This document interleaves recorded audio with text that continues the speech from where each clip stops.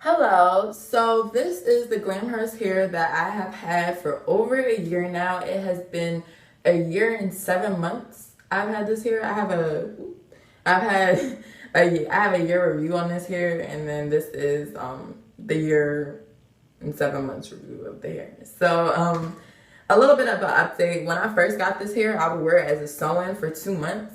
And I stopped doing that because probably about my second or third install of the hair, it's just a lot of work and it's just too much work.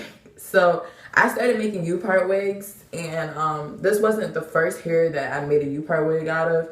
I actually have this hair right now. It's deep conditioning, but this is just regular straight hair, and I made my U-part out of that. And once that was a success, I was like, you know what, let me make this curly hair U-part, because I can switch between this and that and nobody will know the difference. They'll think it's just my hair. So the benefit of wearing it as a U-part is that when I blend my hair with the weave, which is a little bit not blended right now because it's just a little bit not blended. But when I blend it with, like, I use a lot of body, gel, and edge control, and I put that in my hair, and then I use small little tiny flexi rods. And if you're trying to have a sleepover, it's not cute.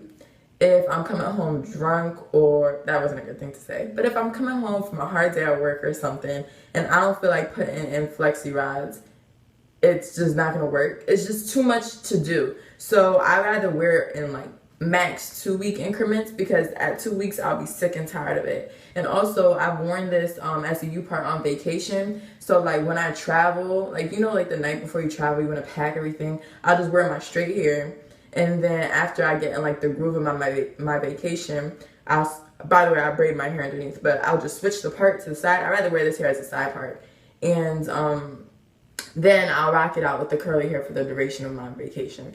But I washed this hair last night, and so that's why the curls are really like popping and whatnot. But this hair can get really big and look really natural. But when I freshly wash it and use my denim brush and like conditioner and go through the curls and define them, this is what it looks like.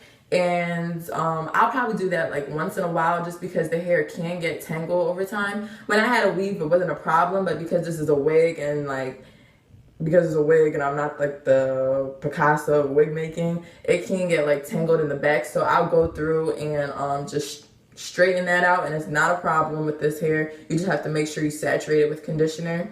And but when I wear it as a sew-in, I would just use a spray bottle, and then every once in a while do this.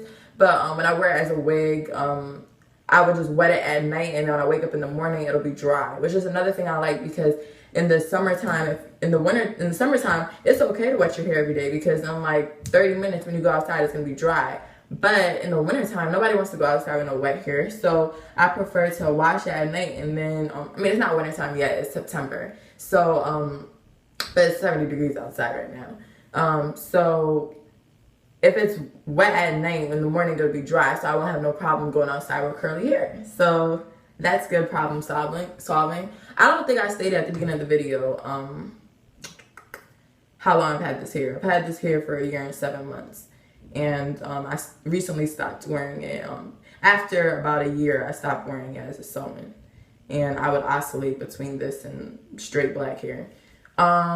What else? I don't have the specific lengths. I can list them at the bottom. I just don't remember because it's been so long. But I can tell you the way I like to install the hair when I wear it as a sew-in, even with the U-part, is I would do the shorter length at the top. Then in the middle, I would do the longer length. And then in the back, I'll do the other half. So let me explain this. I have two bundles, a shorter length and a longer length. Half of the shorter length I'll put at the top. In the middle, I'll put the full long bundle, and at the bottom, I'll put the other half of the short one, just so that it has some type of layers, and then there's not a big distinction between the short length and the bottom length. And I have this hair, and I've never cut this hair at all to frame my face or anything. This hair was too much to cut. It was $420 including shipping, and that is really expensive. But I will say one thing: once this hair goes bad, if it ever goes bad, if it sheds so much that it needs more hair, I would definitely invest in buying another bundle or 2 sets, whatever. You only need 2 bundles. Like I said, this hair can get really big. I'll show you guys pictures. But Best investment, and there is no product in this hair. If the curls aren't defined sometimes, because I didn't like do the defining with the conditioner and my denim brush, which is my best friend with this hair, I'll use like gel or mousse or John Frieda Perfect Curl Spray or curl defining sprays, yada yada yada. But this hair doesn't need curl defining spray. And it looks very natural. A lot of people think this is my hair, and it is so soft. It is so soft. But that's another thing. A lot of you females be talking shit about hair. Yep, talking shit about hair because like, oh, this, that, and the third is dry. You need to take care of your hair. I deep condition like there's no tomorrow. Like this hair right now that I have, that I'm about to wash out the conditioner, this hair is deep conditioner with some conditioner I would use in my hair. So you can't skimp on your products or whatever. But that's all I have to say. If you have any questions, let me know.